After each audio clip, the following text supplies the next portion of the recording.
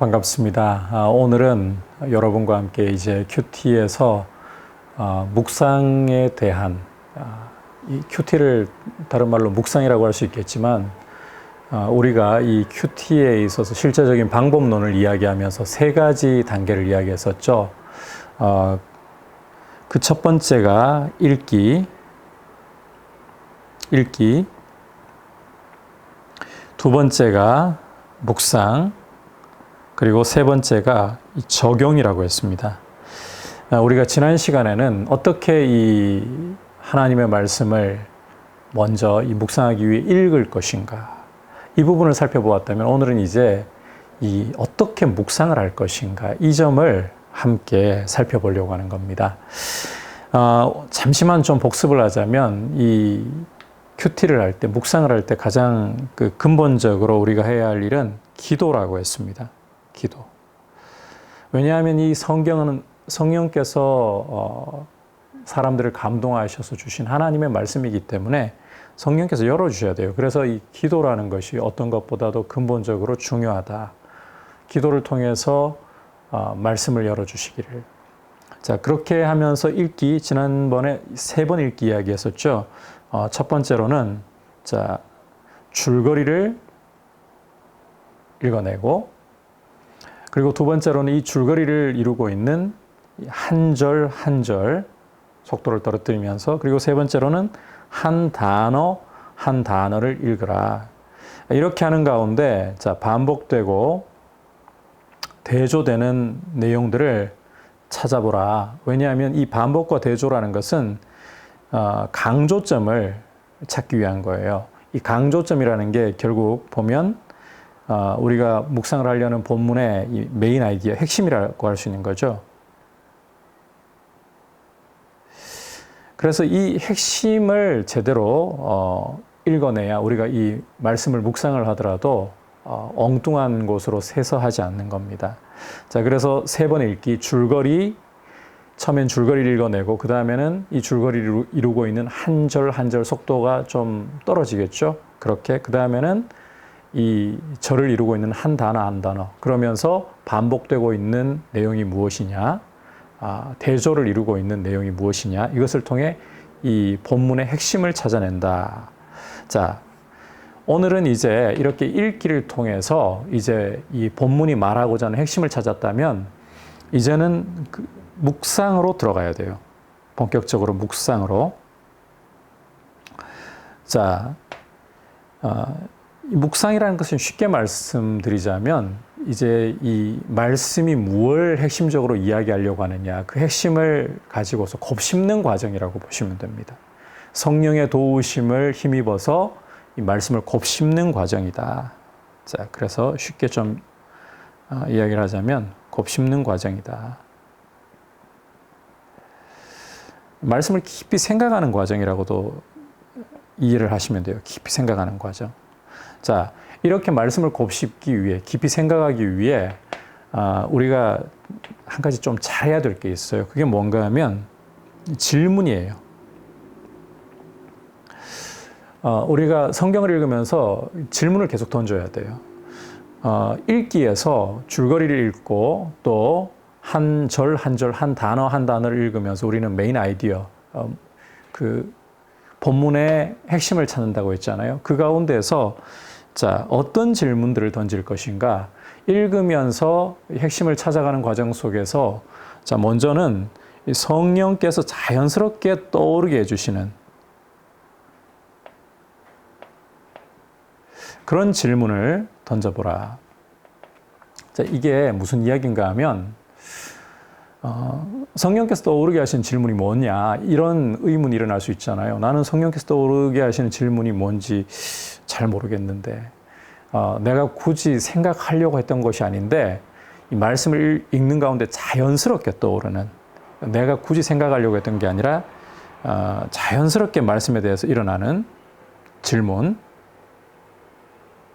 이렇게 이해를 하시면 좀 쉬울 거예요. 참고로 이것은 어떤 의심이나 회의를 이야기하는 게 아니라 자연스럽게 성경의 내용을 알고 싶어서 떠오르는 질문을 말하는 겁니다. 자, 이걸 조금 더 상세하게 이야기를 다뤄보자면, 자, 모르는 자, 내용에 대해서 질문을 하든지 모르는 내용, 그 다음에 모르는 내용 가운데는 이제 모르는 단어가 해당될 수도 있겠죠. 단어나 표현.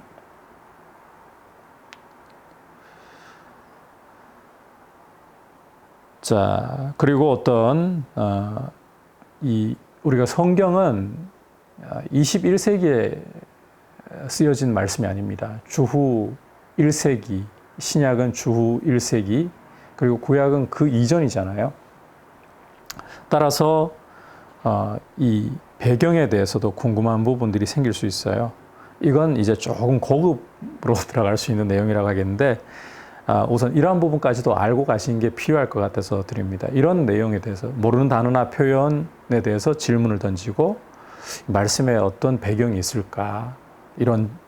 자, 그 다음에 세 번째로는 자, 왜라는 질문을 던지는 게 중요해요. 이유를 궁금하게 여겨야 돼요.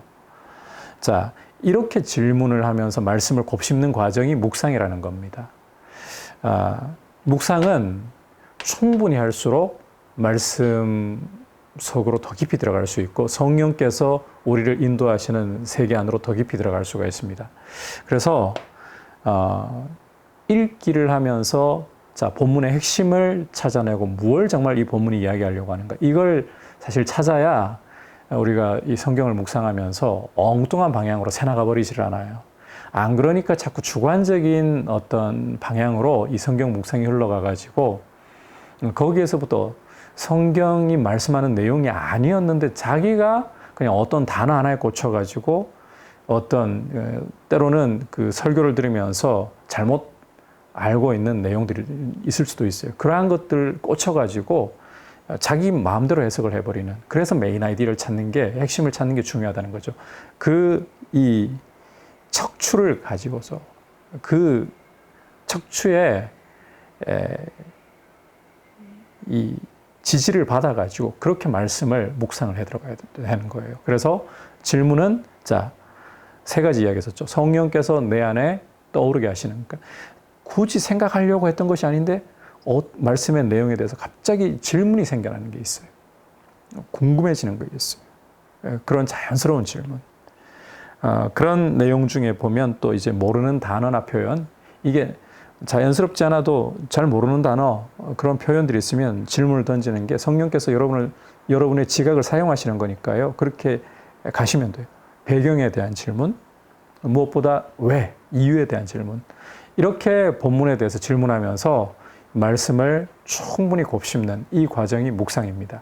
여러분께서 이렇게 말씀을 묵상해 나가시면 이제 하나님의 말씀을 알아가는 데 더 큰 도움이 될 수 있습니다. 그리고 제가 좀 더 쉽게 할 수 있는 방법을 말씀드리겠다고 했는데, 우리 리더들이 사실 제가 이 말씀드리는 부분에 익숙해지려면 많은 반복과 연습이 필요해요. 사실은 말씀 묵상이라는 것은 속성 과정 없어요. 얼마만큼 내가 말씀을 사랑하고 시간을 드리느냐, 이게 관건이에요. 사실은 그래요. 그렇지만 지금 제가 설명드리고 있는 과정은 노력이 참 많이 필요하다면 이 부분은 조금은 더 간단하게, 그러나 제가 지금까지 설명해 왔던 만큼 풍성하지는 못한 게 사실이에요. 그래도 이 묵상을 시작하는 입장에서 좀 제가 설명드리고 있는 내용이 어렵다면 이 부분을 좀 따라가시면 좋겠는데, 읽기에서부터 이 부분은 스페이스라는 틀을 좀 가지고 들어가면 될 것 같습니다. 무슨 말인가 하면요, 이 스페이스는 이 머리 글자예요. 첫 번째 S는 sins to confess, 좀 영어를 쓰겠습니다. 고백해야 할 죄, 고백할 죄. 그 다음에 두 번째 promise to hold, 붙잡아야 할 약속.